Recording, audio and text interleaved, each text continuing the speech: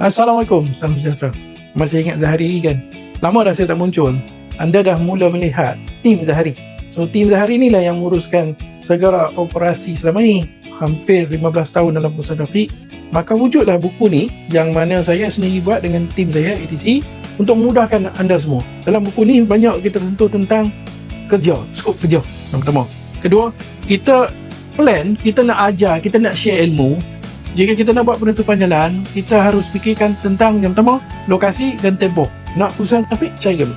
Ingat kami boleh design, orang kata dia one stop center lah. Kalau one stop center ni apa yang kamu cari ada ya di sini. Jangan lupa hubungi ATC. Assalamualaikum.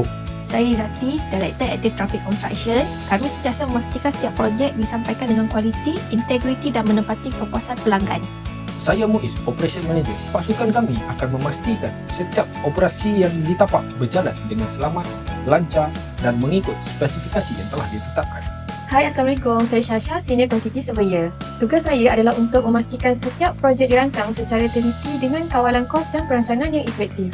Saya Lutfi, Finance dan Account Department. Kami berperanan untuk memastikan pengurusan syarikat diurus dengan cekap, telus dan mengikut setiap prosedur yang telah ditetapkan.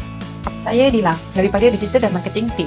Kami memperkukuhkan jenama ATC melalui kandungan digital, reka bentuk kreatif dan komunikasi yang berkesan.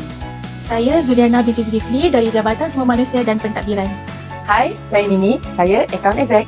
Saya Putri, Personal Assistant merangkap Admin Exec. Hai, saya Sheila sebagai QS. Hai, saya Husna as Quantity Surveyor.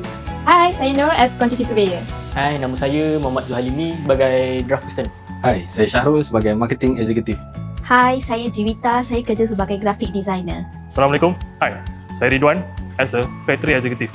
Hai, saya Rahman as Construction Traffic Management Officer. Assalamualaikum, saya Amir as Team Planning and Vehicle Coordinator. Saya Syida, QS Branch Pahang. Hai, saya Iqmal as a Quantity Surveyor. Hai, saya Dahlia, SFE.